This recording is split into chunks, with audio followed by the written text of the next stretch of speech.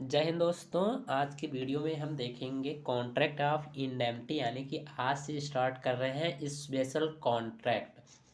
आपने अभी तक जो आप पढ़ रहे थे वो पढ़ रहे थे जर्नल कॉन्ट्रैक्ट, यानी कि सेक्शन 1 से लेकर अगर 75 तक मैं बात करूं तो आपको जर्नल कॉन्ट्रैक्ट के बारे में पढ़ाया गया था। आज आप पढ़ेंगे 124 से लेके और 147 तक जितने भी आर्टिकल में, सॉरी आर्टिकल नहीं, जितने भी सेक्शन हैं इसमें आप contract of indemnity and contract of guarantee के बारे में पढ़ेंगे। अब कॉन्ट्रैक्ट ऑफ इंडेमनिटी की बात करूं तो मैं बता दूं ये दो सेक्शन डील करता है इससे। देखिए, एक चार्ट के बेसिस पे आप तोड़िए। ये चार्ट आप एग्ज़ाम में ज़रूर बनाना। जब आप एग्ज़ाम में मतलब जब contract of indemnity and guarantee दोनों आ रहा है तो ये जब चार्ट दे देते हैं तो ये जो कॉपी चेक करने वाला एग्जामिनर होता है वो सोच लेता है कि इस बच्चे को नॉलेज है, क्योंकि आप चार्ट के बेसिस से यानी कि ओवरव्यू एक बार बता चुके होते हैं। तो कॉन्ट्रैक्ट ऑफ इंडेमनिटी क्या होती है, देखिए कॉन्ट्रैक्ट ऑफ इंडेमनिटी की मैं बात करूँ तो आपको ये डिफाइन मिलेगा 124 सेक्शन में, और ये 124 एंड 125 के बीच में दो कॉन्ट्रैक्ट यानी कि दो सेक्शन से डील करता है। अब कॉन्ट्रैक्ट ऑफ गारंटी आपको देखने को मिलेगा, ये 126 से लेके 147 तक आपको देखने को मिलेगा। वही कॉन्ट्रैक्ट ऑफ वेलमेंट आपको देखने को मिलेगा कि 148 से लेके और 171 तक आपको देखने को मिलेगा। मैं एक बात बताना चाहता हूँ, सब कुछ मैं पढ़ाऊँगा और मैं पीडीएफ भी आपको दूंगा, तो आप परेशान नहीं होगे। थोड़ा पेशेंस बना के अच्छे से पहले एक बार वीडियो देखिए, उसके बाद में मैं पीडीएफ बताऊंगा कहाँ मिलेगी। कॉन्ट्रैक्ट ऑफ प्लेज, देखिए मैं बता दूं, जब आप कॉन्ट्रैक्ट ऑफ इंडेमनिटी पढ़ लेंगे तभी आपको कॉन्ट्रैक्ट ऑफ गारंटी समझ में आएगा, मतलब एकदम एक्यूरेट आपको रटना नहीं पड़ेगा तब। और आप कॉन्ट्रैक्ट ऑफ गारंटी का वीडियो देखेंगे फिर आएंगे कॉन्ट्रैक्ट ऑफ इंडेमनिटी का, इधर उधर करके वीडियो देखेंगे, आपकी कंसिस्टेंसी भी नहीं बन पाएगी और आपको समझ में भी एकदम 100% जैसे कहा जाता है वो नहीं आएगा, आपको आखिरी में रटना पड़ेगा। तो रटना नहीं है, तो इसलिए वीडियो को सीक्वेंस वाइज देखते चलिए। अब देखिए, जो कॉन्ट्रैक्ट ऑफ बेलमेंट जो होता है वही कॉन्ट्रैक्ट ऑफ प्लेज होता है। अब जो इसमें बेलर बेटी होंगे वही इसमें प्लेजर और प्लेजी हो जाएंगे, एकदम सिमिलर राइट्स होते हैं, बस जहाँ पे बेलमेंट होगा वहाँ पे प्लेज हो जाएगा। जब आगे वीडियो आएगी तो उसमें आप देखेंगे। और कॉन्ट्रैक्ट ऑफ एजेंसी में आप पढ़ेंगे कि एजेंट कौन होता है, प्रिंसिपल कौन होता है, और मतलब उसमें एजेंट के राइट क्या होंगे एंड प्रिंसिपल के क्या क्या राइट्स होते हैं, ये सब आप आगे वीडियो में देखेंगे। ये चार्ट एग्ज़ाम में ज़रूर बनाना। मैं यही कहूँगा, जब आप चार्ट पे के बेसिस पे कुछ तोड़ते हैं तो एग्जामिनर को लगता है कि हाँ बच्चे को ओवरव्यू नॉलेज है, यानी कि एक बार वो पढ़ रखा है, कहानी नहीं लिखा है, बस सिंपल समझिए। अब देखिए कॉन्ट्रैक्ट ऑफ इंडेमनिटी क्या होती है, तो कॉन्ट्रैक्ट ऑफ इंडेमनिटी के बारे में मैं बताऊँ तो आपको अंडर 24 में देखने को मिलेगा। वाइवा में एक बहुत ज़्यादा क्वेश्चन पूछा जाता है कॉन्ट्रैक्ट ऑफ इंडेमनिटी और कॉन्ट्रैक्ट ऑफ गारंटी से, मतलब कंफ्यूज करने के लिए कि कॉन्ट्रैक्ट ऑफ इंडेमनिटी में और कॉन्ट्रैक्ट ऑफ गारंटी में क्या अंतर है। ये बताइए, कॉन्ट्रैक्ट ऑफ इंडेमनिटी जो है इसमें कितनी पार्टियाँ होती हैं, यानी कि कितनी पार्टीज होती हैं। तो मैं आपको बता दूं, contract of indemnity and contract of guarantee में 3 पार्टीज होती हैं। अब कॉन्ट्रैक्ट ऑफ इंडेमनिटी में जो फर्स्ट पार्टी होती है वो क्या होती है, वो मतलब फर्स्ट पार्टी सेकंड पार्टी दिखती है, थर्ड पार्टी जब आएगी जब वो बी वाली, जो अभी आगे आप एग्जाम के बेसिस पे देखेंगे तो आपको समझ में आएगा। चलिए पहले स्टार्ट करते हैं, एक बार ओवरव्यू देखते हैं कॉन्ट्रैक्ट ऑफ इंडेमनिटी होती क्या है। क्योंकि आप अगर एग्जाम में आंसर लिख रहे होते हैं तो डायरेक्ट कॉन्ट्रैक्ट ऑफ इंडेमनिटी अगर दो सेक्शंस को डील करेंगे, डायरेक्ट लैंग्वेज में लिखेंगे तो आपको समझ में नहीं आने वाला और आपकी कॉपी भी नहीं जाएगी। आपको इसमें पूछ लेता है कॉन्ट्रैक्ट ऑफ इंडेमनिटी क्या है। तो इससे पहले मैं बताऊं कि कॉन्ट्रैक्ट ऑफ इंडेमनिटी क्या है, तो इससे पहले आप मीनिंग को समझिए। जब मीनिंग को समझ जाएंगे उसके बाद में आप कॉन्ट्रैक्ट ऑफ इंडेमनिटी अपने आप ही समझ जाएंगे।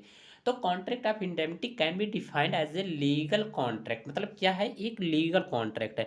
और कॉन्ट्रैक्ट क्या होता है, आपने भी प्रीवियस वीडियो में देखा, कॉन्ट्रैक्ट मतलब दो या दो से अधिक लोगों का एग्रीमेंट। अब एग्रीमेंट क्या होता है, एग्रीमेंट दो प्रकार से होते हैं, एक इन्फोर्सेबल बाय लॉ होता है और एक इन्फोर्सेबल बाय लॉ नहीं होता है। Between two person whereby one party commits to indemnity, मतलब एक पार्टी जो होती है वो इंडेमनीफाई होगी, यानी कि जो पार्टी कॉन्ट्रैक्ट ऑफ इंडेमनिटी दे रही है उसे हम इंडेमनीफाई कहेंगे, डैट इज द कंपनसेट और रेल रिम्ब्रेजल मतलब द लॉस इनकर टू द अदर पार्टी, मतलब जो लॉस होगा उसको कौन इनकर्ड करेगा, यानी कि उसको कौन भरपाई करेगा, तो उसको अदर पार्टीज जो है भरपाई करेगा, जिसको आप तीसरी पार्टी कहते हैं। अदर पार्टीज, पार्टीज का मतलब समझे तो। अब देखिए इसके बाद में मैं बताऊं तो by the conduct of the party, मतलब एक जो पार्टी का कंडक्ट होता है, यानी कि कंडक्ट का मतलब यहाँ पे बिहेवियर है कि उसके कंडक्ट के द्वारा अगर कोई पार्टी जो होती है अगर वो इंडेमनिटी में, कॉन्ट्रैक्ट ऑफ इंडेमनिटी में ब्रीच हो जाती है, यानी कि उसमें तो क्या होगा, who is making the promise, मतलब उसके कंडक्ट की प्रोमिस करता है by the conduct of the third parties. एक एग्जाम्पल से समझिए, आपको अच्छे से समझ में आएगा। देखिए ये इंडेमनीफायर है, जो कॉन्ट्रैक्ट मतलब जिसके साथ हो रहा होता है तो उसको हम इंडेमनीफायर कहते हैं। क्या कहते हैं? Contract of indemnifier. तो इसको आज पहले ये मान लीजिए, ओके।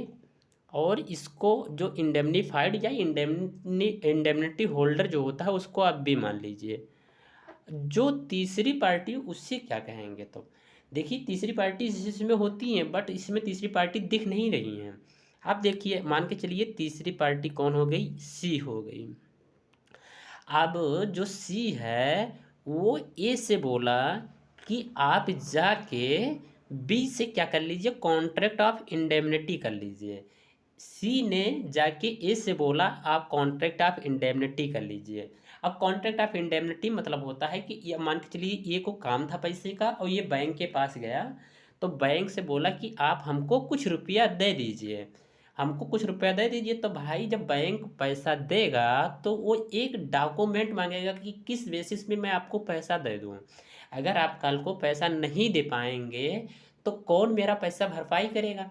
तो जो ये है वो कहता है हमारे बिहाफ पे कौन है? सी यहाँ पे बैठा है, हमारे बिहाफ पे सी बैठा है। अगर आपका पैसा नहीं दे पाऊंगा तो सी आपका पैसा दे देगा।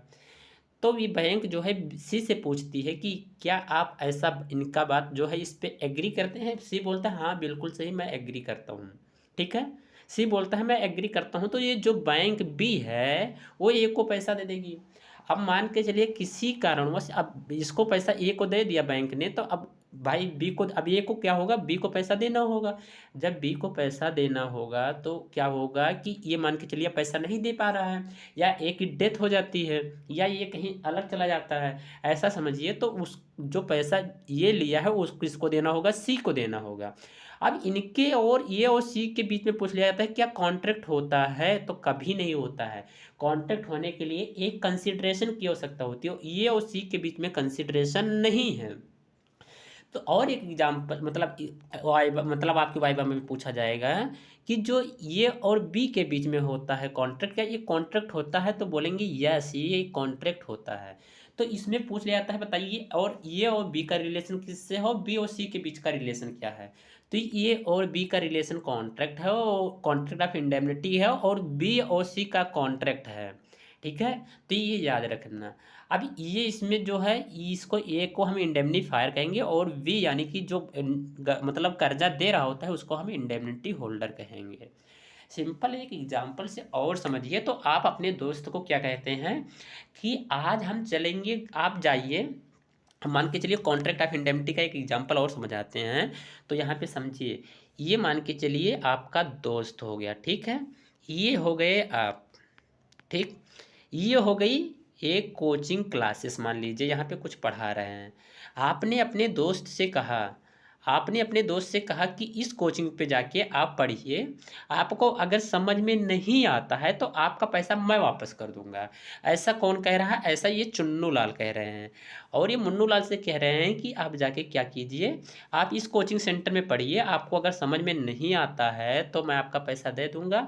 अब ये जो है चुन्नू मुन्नू लाल जो है यहाँ आते हैं, पढ़ते हैं अच्छे से, तो उसको जो समझ में आने लगता है, यानी कि उसको समझ नहीं आता है, तो ये जो चुन्नू लाल है इनका पैसा वापस कर देंगे, अर्थात फीस वापस कर देंगे।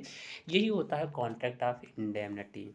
आई होप अब इससे अच्छा कोई नहीं समझा पाएगा, हमको लग रहा है। और अगर नहीं समझ में आया है कोई बात नहीं, मैं आगे जब आपको व्हाइट बोर्ड पे अभी मतलब एक शॉर्ट वीडियो डालूंगा, उसका डिस्क्रिप्शन बॉक्स में लिंक दूंगा, वहाँ पे आपको एकदम एक अच्छे से क्लियर कर दूंगा। तो ये जो मीनिंग है, आप पढ़ेंगे तो आपको मीनिंग ऑटोमेटिक समझ में आने वाली है। अब मीनिंग को तो मैं पढ़ाऊंगा तो बहुत ज़्यादा बीत जाएगा, इसीलिए मैं आगे बढ़ता हूँ। अब सेक्शन 124 को मैं डिस्कस करूँगा। अच्छा, 124 मीनिंग में ही है, चलिए आइए यहाँ पे कवर करते हैं। देखिए जो पर्सन, मतलब इसमें जो ये और बी जो है, ये जो मतलब कॉन्ट्रैक्ट ऑफ इंडेमनिटी करता है उसे इंडेमनीफायर कहते हैं। जो इंडेमनिटी होल्डर होगा, जो क्या हुआ क्या है, एक तरीके से जो कर्जा दे रहा था उसे इंडेमनिटी होल्डर कहते हैं। Person who promises to save the other party from loss is called indemnifier. मतलब जो अदर पार्टीज होती है, तीसरी पार्टी होती है, वो क्या करती है, सेव करने के लिए कहती है किसको, उसको, मतलब जो लॉस होने वाला है उससे सेव करने के लिए कहते हैं, उसे इंडेमनीफायर कहते हैं। अब इसमें देखिए, person is promise to save against lost, और जो अगेंस्ट लॉस होता है उसके अगेंस्ट में सेव करने को कहते हैं, उसे हम इंडेमनिटी होल्डर कहते हैं। ओके। एंड इसके बाद में आप देखेंगे, ये आपने आगे जब जब आप जनरल कॉन्ट्रैक्ट पढ़ रहे थे तो उसमें ये कॉन्ट्रैक्ट आप कंटीजेंट कॉन्ट्रैक्ट पढ़े होंगे। अब जब कॉन्टीजेंट कॉन्ट्रैक्ट पढ़े होंगे तो जो इंडेमनिटी होता है वो एकदम ऐसे कंटीजेंट के ही सेम होता है। अब ऑब्जेक्ट क्या है, तो इसका ऑब्जेक्ट होता है, क्या ऑब्जेक्ट होता है, their object of contract of indemnity should not be unlawful. देखिए कॉन्ट्रैक्ट ऑफ इंडेमनिटी में अनलॉफुल नहीं होता है। जैसे ये हो गया, बी हो गए, सी हो गए। अब इनके इनके बीच में देखा जाए तो कोई कंसिडरेशन नहीं होता है। इनके इनके बीच में मान के चलिए ये गए, इनसे पैसा लिए, बाद में इनको पैसा वापस कर दिए, तो ये कॉन्ट्रैक्ट ऑफ इनके बीच में हो रहा है। लेकिन ये जो सी और ए के बीच में कॉन्ट्रैक्ट हो रहा था, इसे अनलॉफुल कॉन्ट्रैक्ट हम नहीं कहेंगे। आई होप आपको समझ में आ चुका है। यहाँ पे आप देखेंगे इंश्योरेंस का एक एग्जांपल दिया है। ये जो बेटा कंपनी होती है, तो beta company enter to into a contract with alpha LTD compensation for loss caused by accident fire company stock of goods. जो एक स्टॉक ऑफ गुड्स होता है जिसमें आग लग जाती है, फायर हो जाता है, एक्सीडेंट हो जाता है, और जिसके कारण क्या होता है, उसमें कंपनसेशन करने के लिए 50,000 रुपये के लिए क्या किया जाता है, प्रीमियम किया जाता है। जैसे 10,000 रुपया होता है, वो 1 लाख रुपया होता है, तो उसमें जो है, जो बेटा कंपनी होती है वो कहती है कि मैं 50,000 तक आपका लॉस भर दूंगा। दिस, और 50,000 तक भर देंगे, यानी कि जो कंपनी है, अल्फा कंपनी है, वो क्या करेगी, 50,000 अपने मन से भरेगी, और जो 50,000 बचेगा वो बेटा कंपनी यानी कि बेटा इंश्योरेंस भर देगी। बस इतना ही इसमें बता रहा है। ठीक है। अब आइए राइट ऑफ इंडेमनिटी होल्डर। अगर मैं सेक्शन 125 को डील करूं तो उसमें बताया जाता है right of indemnity holder any kinds of damage, मतलब कोई भी डैमेज। अब कौन कौन से डैमेज, जिसे इंडेमनिटी होल्डर जो होता है वो कौन कौन से डैमेज यानी कि कौन कौन से लॉस को भरेगा। अब इसमें देखिए हर एक प्रकार के लॉस आ जाएंगे। एनी डैमेज आ जाएगा, एनी डैमेज आ जाएगा। तो एनी डैमेज क्या होता है अभी देखते हैं। देखिए, any kinds of damage which is indemnity holder is bound to pay in any suit concerned with any issues to which the contract of indemnity implies। It means, अगर कहने का मतलब ये है, जब कॉन्ट्रैक्ट ऑफ इंडेमनिटी में अगर कोई डैमेज होता है तो उसमें जो सूट फाइल होती है, यानी कि जितनी भी सूट फाइल होंगी, तो उसका जो इशू होगा उसमें जो कॉन्ट्रैक्ट ऑफ इंडेमनिटी होल्डर है वो क्या करेगा, वो उसको होल्ड करेगा, उसको पे करेगा। ठीक है। Any expenses with the indemnity holder is bound to pay. अब अगर कोई एक्सपेंसेस मतलब सूट फाइल करने अगर आप कहीं जाएंगे तो वहाँ पे कुछ खाना खाएंगे, बाइक में तेल दिलाएंगे, दो लोग साथ में जाएंगे तो उनको भी कुछ पैसा देंगे, तो यानी एक्सपेंसेस मतलब कोई और एक्स्ट्रा ऑर्डिनरी एक्सपेंसेस होता है तो उसको भी क्या करेंगे, कॉन्ट्रैक्ट ऑफ इंडेमनिटी होल्डर जो है वो पे करेगा, यानी कि उसको बाउंड है पे करने के लिए। एंड इसके बाद में देखिए all the amount which the indemnity holder has paid, मतलब connection the statement the settlement of the suit. मतलब इसको दोनों के बावजूद अगर कोई भी और सेटलमेंट करना पड़ा आखिरी में, मतलब ये सब हो गया, उसके बाद में मान के चलिए जजमेंट आता है कि आपको 50,000 रुपया देना है, तो जो इंडेमनिटी होल्डर होगा वो 50,000 रुपया वो भी देगा, और जो सूट फाइल हुई वो भी देगा, और कोई एक्स्ट्रा ऑर्डिनरी एक्सपेंसेस हुआ है तो उसको भी इंडेमनिटी होल्डर है जो देगा। तो यानी कि 3 प्रकार की ड्यूटी वो होती हैं। यहाँ पे आप देखिए, एक हो जाएगा आपका एनी सूट, क्या हो जाएगा, एक एनी सूट हो जाएगा, कोई भी सूट फाइल हो रहा है, एनी एक्सपेंसेस हो जाएगा, और आपका हो जाएगा कनेक्शन टू द सेटलमेंट। यानी कि यहाँ पे एनी सूट लिख सकते हैं या डैमेज भी लिख सकते हैं। डैमेज हो जाएगा, एक्सपेंसेस हो जाएगा, और connection of to the settlement, कुछ भी लिख सकते हैं। आई होप आपको इतना समझ में आ चुका है। अब देखिए कॉन्ट्रैक्ट ऑफ इंडेमनिटी के बाद में कॉन्ट्रैक्ट ऑफ गारंटी आ जाती है, कौन जिसे दो सेक्शंस डील करते हैं। अब इससे पहले मैं आपको बताऊं कि इसका अगर आप पीडीएफ लेना चाहते हैं तो हमारे टेलीग्राम चैनल पे KW ला क्लासेस पे विजिट कीजिए, वहाँ पे आपको इसका पूरा पीडीएफ मिलेगा। ये देख लीजिए, पूरा पीडीएफ आपका बाकायदा बना दिया गया है, तो इसमें कोई दिक्कत होने वाली नहीं है। कितने सेक्शन तक बनाया गया है तो आपको यहाँ पे देखने को मिलेगा 144 सेक्शन, यानी कॉन्ट्रैक्ट ऑफ गारंटी तक पूरा सेक्शन बना दिया गया है। ठीक है, तो इसका पीडीएफ आप लेने के लिए टेलीग्राम चैनल ज्वाइन कर लीजिए, वहाँ से आप पीडीएफ आपको मिलेगा। एंड अब कॉन्ट्रैक्ट ऑफ गारंटी क्या होता है, इसको मैं अगले वीडियो में डील्स करूंगा। एंड एक इसमें दो केस ला है, जैसे गजानन मुंडेश्वर वर्सेस मदन मोहन का केस है, इस तरह करके। तो दो केस ला जो इम्पोर्टेंट है उसको हम आने वाले वीडियो में, अगले वीडियो में बताएंगे। और इसका पीडीएफ का लिंक मैं डिस्क्रिप्शन बॉक्स में और कमेंट बॉक्स में 2 जगह दे रहा हूँ, वहाँ से भी आप इजीली डाउनलोड कर सकते हैं। अभी भी कोई डाउट है तो कमेंट कर सकते हैं। मिलते हैं अगले वीडियो में, तब तक के लिए जय हिंद।